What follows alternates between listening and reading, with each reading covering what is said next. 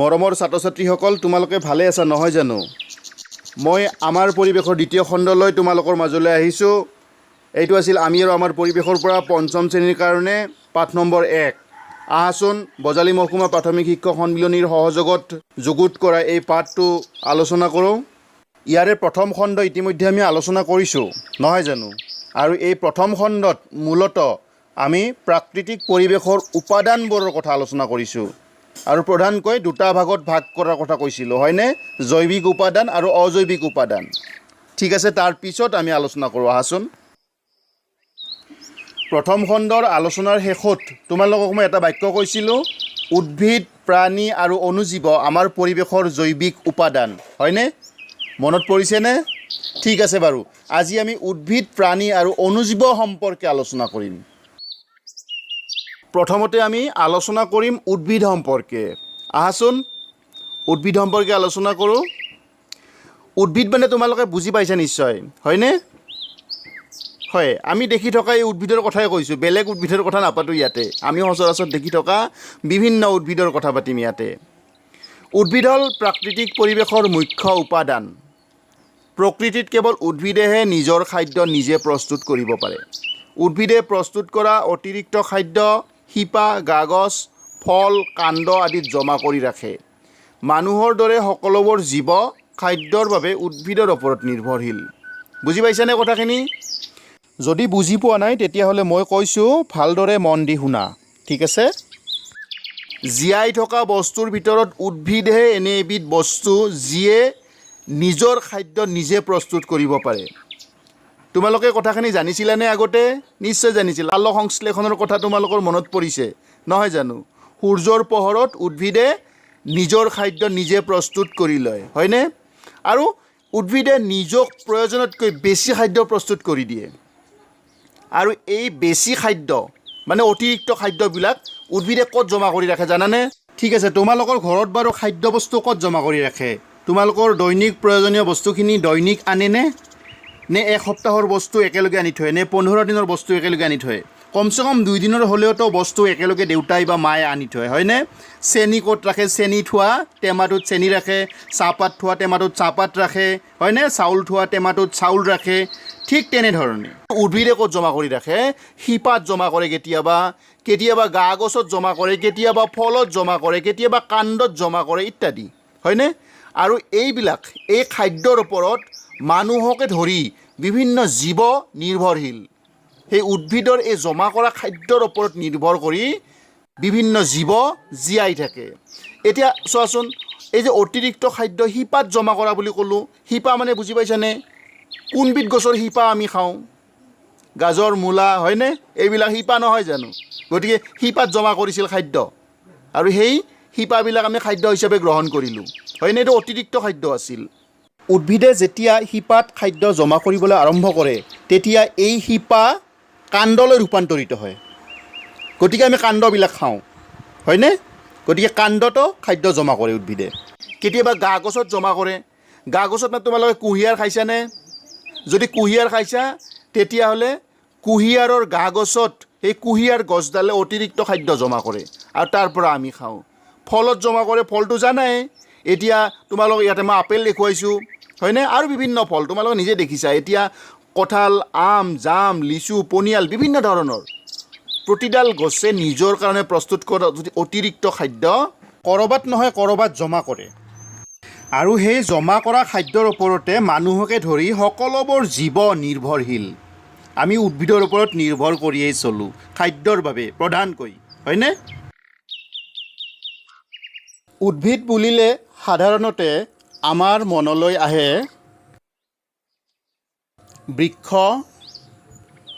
গুল্ম তৃণ আৰু লতা নহয় জানো তোমালোকে সচৰাচৰ দেখি থকা বৃক্ষ গুল্ম লতা আৰু তৃণজাতীয় উদ্ভিদৰ বাহিৰেও আমাৰ চৌপাশে আৰু কিছুমান উদ্ভিদ আছে সেইবোৰ হ'ল শেলাই ভেঁকুৰ মছ আৰু ঢেকীয়াজাতীয় উদ্ভিদ কেতিয়াবা পুখুৰী নিজৰা আদিত জেলিৰ নিচিনা সেউজীয়া আৱৰণ এটা ওপঙি থকা দেখা যায় তোমালোকে দেখিছানে নাই বাৰু সেইবোৰ হ'ল শেলাই সেউজীয়া হোৱা বাবে ইহঁতে নিজৰ আহাৰ নিজে প্ৰস্তুত কৰিব পাৰে ছবিত দেখুৱাইছোঁ চোৱাচোন, এই যে জেলিৰ দৰে ওপঙি আছে, দুখন ছবি দেখুৱাইছোঁ, চিনি পাইছানে? এইবোৰে শেলাই আৰু ইহঁতৰ ৰং কি? সেউজীয়া, হয়নে? আৰু সেউজীয়া হোৱাৰ কাৰণে ইহঁতে নিজৰ খাদ্য নিজে প্ৰস্তুত কৰিব পাৰে। এইবাৰ চোৱা, দুখন ছবি দেখুৱাইছোঁ এইবাৰো। এই দুখন ছবিত কি দেখিছা বাৰু তোমালোকে? পচা কাঠ, গোবৰ আদিত বেংচটাৰ দৰে ভেঁকুৰজাতীয় উদ্ভিদ গজা দেখা যায়। দেখিছানে নাই কেতিয়াবা? নিশ্চয় দেখিছা, হয়নে? পচা কাঠ, গোবৰ আদিত বেংচটাৰ দৰে এই ভেঁকুৰজাতীয় উদ্ভিদ। ইহঁত পাতল হালধীয়া, বগা বা মুগা বৰণৰ। পত্ৰসৰিত নথকা বাবে ইহঁতে নিজৰ আহাৰ নিজে প্ৰস্তুত কৰিব নোৱাৰে। ইহঁতে আহাৰৰ বাবে আনৰ ওপৰত নিৰ্ভৰ কৰে। শেলাই আৰু ভেঁকুৰৰ শিপা, কাণ্ড আৰু পাত নাথাকে। কিন্তু চোৱা, পাৰ্থক্যখিনি চোৱাচোন। শেলাইৰ ৰং সেউজীয়া বাবে কি কৰিব পাৰে? নিজৰ আহাৰ নিজে প্ৰস্তুত কৰিব পাৰে। কিন্তু ভেঁকুৰ বা বেংচটা এইবিলাকে ভেঁকুৰজাতীয় উদ্ভিদ যিবিলাক আছে, যিবিলাকৰ গাৰ ৰং সেউজীয়া নহয়, মানে ইহঁতৰ গাত পত্ৰসৰিত নাই। পত্ৰসৰিত থকা কাৰণেহে গাৰ ৰং সেউজীয়া হয়, আৰু পত্ৰসৰিত নথকা কাৰণে ইহঁতে সূৰ্যৰ পোহৰত নিজৰ আহাৰ নিজে প্ৰস্তুত কৰিব নোৱাৰে। ইহঁতে কি কৰে? আনৰ ওপৰত নিৰ্ভৰ কৰে। মুঠতে আৰু এটা কথা জানি থোৱা, শেলাইয়ে হওক বা ভেঁকুৰেই হওক, ইহঁতৰ কি নাথাকে? শিপা, কাণ্ড আৰু পাত নাথাকে। মনত ৰাখিবা দেই কথাখিনি।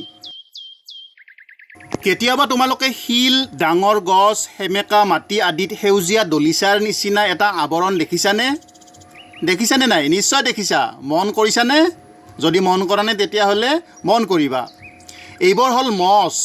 ছবিত দেখুৱাইছোঁ চোৱাচোন, গছৰ শিপাত কি ধৰণে সেউজীয়া দলিচা মেৰিয়াই থোৱাৰ দৰে লাগিছে, হয়নে? ইহঁতৰ পাত আছে আৰু গা গছ চেপেটা। মাটিত খামুচি ধৰিবলৈ ইহঁতৰ কিছুমান চুলিৰ নিচিনা অংশ থাকে। গতিকে মছ মানে কি তোমালোকে বুজি পালা, নহয় জানো? চিনিও পালা। তোমালোকক 1 নম্বৰ খণ্ড আলোচনা কৰোঁতে কৈছিলোঁ নহয়, শেলাই, ভেঁকুৰ, মছ এইবিলাক তোমালোকক দেখুৱাই দিম ছবিত হ'লেও, হয়নে? চিনি পাইছা এতিয়া? মনত ৰাখিবা। সেমেকা ঠাইত গজা আন এক প্ৰকাৰৰ উদ্ভিদ হ'ল ঢেঁকীয়া। ইহঁতৰ মূল, কাণ্ড আৰু পাত থাকে। ছবিত তোমালোকক দেখুৱাইছোঁ, হয়নে? এনে দেখুৱালোঁ, নহয় জানো? তোমালোকেতো অসমৰ মানুহ যিহেতু তোমালোকে ঢেঁকীয়া চিনি পাবাই। ঢেঁকীয়া কেইবা প্ৰকাৰৰ থাকে, হয়নে? এইবিলাক বাৰু তোমালোকে ডাঙৰ হ'লে জানিবা। কিন্তু তাৰে এটা প্ৰকাৰ আমি কি কৰোঁ? ঢেঁকীয়াৰ আগ কিছুমান ছিঙি আনি ৰান্ধি খাওঁ, ভাজি খাওঁ, হয়নে? খাদ্য হিচাপে গ্ৰহণ কৰোঁ। কিন্তু সকলোবিলাক ঢেঁকীয়া নাখায় দেই, মনত ৰাখিবা। সকলো পৰিৱেশত একেধৰণৰ উদ্ভিদ পোৱা নাযায়। ভিন ভিন পৰিৱেশৰ উদ্ভিদ ভিন ভিন হয়। এতিয়া চোৱা, আমাৰ অসমত ঢেঁকীয়া পোৱা যায়, কিন্তু ৰাজস্থানৰ মৰুভূমিত ঢেঁকীয়া পাবা জানো? গতিকে চোৱা, সকলো পৰিৱেশতে সকলো ধৰণৰ উদ্ভিদ পোৱা নাযায়। আমি উদ্ভিদ সম্পৰ্কে বিভিন্ন কথা পাতিলোঁ, হয়নে? বিভিন্ন কথা আলোচনা কৰিলোঁ। তোমালোকক ছবি দেখুৱালোঁ, কিছুমান উদ্ভিদৰ নাম ক'লোঁ, হয়নে নহয়? উদ্ভিদৰ বিভিন্ন ভাগৰ কথা ক'লোঁ, হয়নে? এতিয়া তোমালোকে এটা কাম কৰিব লাগে। তোমালোকৰ অঞ্চলত পোৱা বিভিন্ন ধৰণৰ উদ্ভিদৰ নাম লিখি এখন তালিকা প্ৰস্তুত কৰা। পাৰিবানে? তোমালোকৰ অঞ্চলত পোৱা বিভিন্ন উদ্ভিদ আছে, তোমালোকে দেখিলেই গম পাবা। তোমালোকে জানাই, বহু উদ্ভিদৰ নাম জানা। এতিয়া কি কৰিব লাগে? সেই উদ্ভিদবিলাকৰ নাম লিখি এখন তুমি তালিকা প্ৰস্তুত কৰিব লাগে। পাৰিবানে? চেষ্টা কৰাচোন। তালিকাখন প্ৰস্তুত কৰি ঘৰৰ মা, দেউতা বা জনা বুজা মানুহ যিসকল আছে তেওঁলোকক দেখুৱাবাচোন, তেওঁলোকে চাই দিব। এইবাৰ আমি আলোচনা কৰিম, চোৱাচোন, ছবি চাই গম পাইছা নহয় জানো কিহৰ কথা আলোচনা কৰিম? প্ৰাণী। আহাচোন প্ৰাণীৰ কথা আলোচনা কৰোঁ। পৰিৱেশৰ আন এবিধ গুৰুত্বপূৰ্ণ উপাদান হ'ল প্ৰাণী। ভিন ভিন পৰিৱেশ ভিন ভিন প্ৰাণীৰ বসবাসৰ উপযোগী। মৰুভূমি অঞ্চলত দিনত প্ৰচণ্ড গৰম আৰু ৰাতি হ'লে বালিবোৰ চেঁচা হৈ প্ৰচণ্ড ঠাণ্ডা পৰে। ইয়াত পানীৰ বৰ অভাৱ। মৰুভূমিৰ প্ৰধান প্ৰাণী হ'ল উট, নহয় জানো? ইয়াৰ উপৰি হৰিণা, সাপ, মকৰা আদিও মৰুভূমিত থাকে। উটৰ দেহৰ গঠন মৰুভূমিৰ পৰিৱেশত খাপ খাব পৰাকৈ গঠিত, অৰ্থাৎ ইহঁতে মৰুভূমিৰ প্ৰচণ্ড গৰম আৰু পানীৰ অভাৱ সহ্য কৰিব পাৰে। এই অঞ্চলৰ প্ৰাণীৰ গাৰ ছাল ডাঠ আৰু নোমাল। ইয়াৰ ফলত বাহিৰৰ তাপ সহজে শৰীৰৰ ভিতৰলৈ সোমাব নোৱাৰে। ইয়াত তোমালোকক মই ছবি দেখুৱাইছোঁ, চোৱাচোন, 3খন ছবি দেখুৱাইছোঁ। উটৰ ছবি দেখুৱাইছোঁ, হয়নে? ডাঙৰকৈ। তাৰ তলৰ ছবি দুখনৰ বাওঁফালৰখন সাপৰ ছবি আৰু সোঁফালৰখন মকৰাৰ ছবি। আমি মৰুভূমি অঞ্চলৰ প্ৰচণ্ড গৰম পৰিৱেশৰ কথা আলোচনা কৰিলোঁ হয়নে? আহাচোন এইবাৰ মেৰু অঞ্চলৰ অতিশয় শীতল অঞ্চলৰ কথা আলোচনা কৰোঁ। মেৰু অঞ্চল হৈছে অতিশয় শীতল আৰু বৰফেৰে ভৰা। এনে শীতল পৰিৱেশতো কিছুমান প্ৰাণী জীয়াই থাকে। ইয়াৰ ভিতৰত প্ৰধান হ'ল বগা ভালুক। ইহঁতে কি খায় জানানে? ইহঁতে মাছ, চিল আদি খাই জীয়াই থাকে। এনে অঞ্চলৰ আন এবিধ প্ৰাণী হ'ল পেংগুইন। ইহঁত বৰফত থকা চৰাই। ইয়াৰ দীঘলীয়া ডিম্বাকৃতিৰ গাটো সৰু সৰু পাখিৰে আৱৰা। ডেউকা দুখন সৰু হোৱা বাবে পেংগুইনে উৰিব নোৱাৰে, কিন্তু ইহঁতে সাঁতুৰিব আৰু খোজকাঢ়িব পাৰে। সাগৰত থকা সৰু মাছ ইহঁতৰ খাদ্য।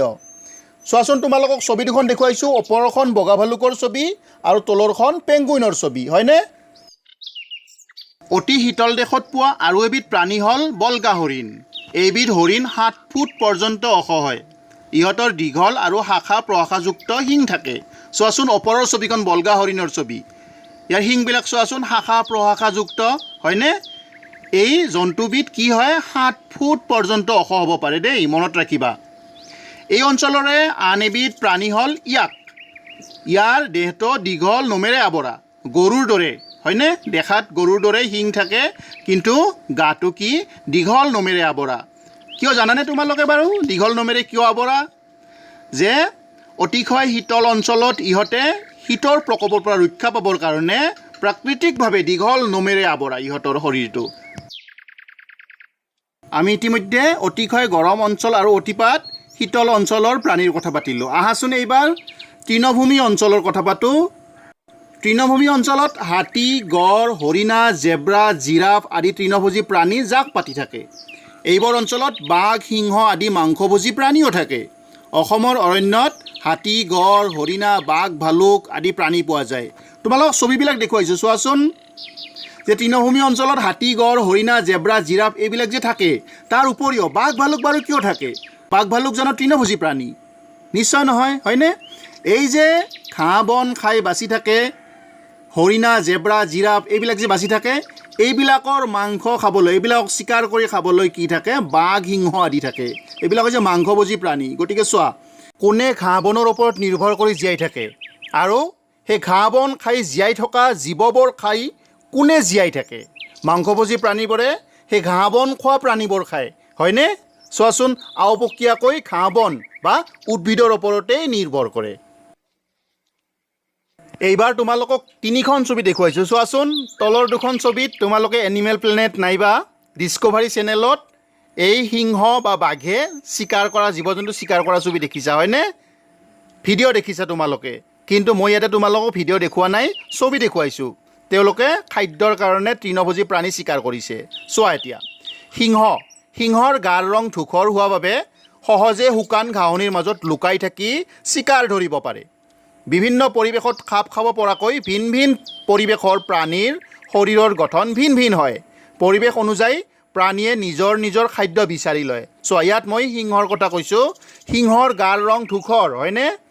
ধূসৰ হোৱাৰ কাৰণে শুকান ঘাঁহনিৰ মাজত লুকাই থাকিব পাৰে, আৰু লুকাই থাকিলেও শুকান ঘাঁহনিৰ দৰেই গাৰ ৰং যিহেতু, সাধাৰণতে এই তৃণভোজী প্ৰাণীবোৰে যিবোৰক চিকাৰ কৰে সিহঁতে, সেই প্ৰাণীবোৰে সিংহ লুকাই থকাটো দেখা নাপায়, আৰু কি কৰে, প্ৰাণীবোৰ ওচৰলৈ আহিলেই হাউতকৈ দৌৰ মাৰি গৈ জঁপিয়াই পৰে আৰু চিকাৰ কৰে, হয়নে? এইবাৰ আমি কথা পাতিম খালী চকুৰে নেদেখা কিছুমান জীৱৰ কথা। অনুমান কৰিব পাৰিছা তোমালোকে, নহয় জানো? ছবিত দেখুৱাইছোঁ মই তোমালোকক, আৰু ইয়াতে তোমালোকে শ্লাইডখনতো দেখিছা, মোবাইলৰ স্ক্ৰীণত দেখিছা, নামটোও দেখিছা, হয়নে? অনুজীৱৰ কথা পাতিম। বেক্টেৰিয়া, ভাইৰাছ আদি জীৱ ইমানেই ক্ষুদ্ৰ যে খালী চকুৰে ইহঁতক দেখা নাযায়। এইবোৰক অনুবীক্ষণ যন্ত্ৰৰ সহায়তহে দেখা যায়। সেয়েহে ইহঁতক অনুজীৱ বোলে। ইহঁত বায়ু, পানী, মাটি সকলোতে থাকে। কিছুমান বেক্টেৰিয়াই মৃত উদ্ভিদ বা প্ৰাণীৰ পচন ঘটাই পচন সাৰ তৈয়াৰ কৰে। চোৱাচোন, ছবিবিলাক দেখুৱাইছোঁ ইয়াতে, বেক্টেৰিয়া, ভাইৰাছ এইবিলাকৰ ছবি দেখুৱাইছোঁ। এইবিলাক যদিও তোমালোকে ইয়াতে দেখা পাইছা, বা আমি ছবিবিলাক ইণ্টাৰনেটৰ পৰা সংগ্ৰহ কৰিছোঁ, কিন্তু এইবিলাক খালী চকুৰে দেখা নাযায়। তাৰ কাৰণে আমাক সঘনাই হাত ধুই থাকিবলৈ কৈছে, হয়নে? মাস্ক পৰিধান কৰি থাকিবলৈ কৈছে, বীজাণুমুক্ত কৰি থাকিব কৈছে, শৰীৰ বা পিন্ধা কাপোৰ কানি এইবিলাক বীজাণুমুক্ত কৰি থাকিব কৈছে আৰু এই বীজাণু বুলি যিবিলাক কৈছে এইবিলাকো চকুৰে দেখা নাযায় বিভিন্ন অণুজীৱ এইবিলাক বুজি পাইছানে এতিয়া গতিকে আমি আজি দ্বিতীয় খণ্ডৰ আলোচনা আজিলৈ ইমানতে সামৰিম কিন্তু তাৰ আগে আগে তোমালোকক এটা কথা জনাই থ'ব খুজিছোঁ বায়ু মাটি পানী সূৰ্যৰ পোহৰ আদি আমাৰ পৰিৱেশৰ অজৈৱিক উপাদান এইখিনি কথা জানি থোৱা আমি তৃতীয় তথা অন্তিম খণ্ডত এই কথাখিনি বহলাই আলোচনা কৰিম ঠিক আছে আজিৰ আলোচনাত অংশগ্ৰহণ কৰাৰ কাৰণে তোমালোকক ধন্যবাদ জনাইছোঁ কুশলে থাকা আৰু 3 নম্বৰ খণ্ডৰ আলোচনাত ভাগ ল'বলৈ সাজু হৈ থাকা ধন্যবাদ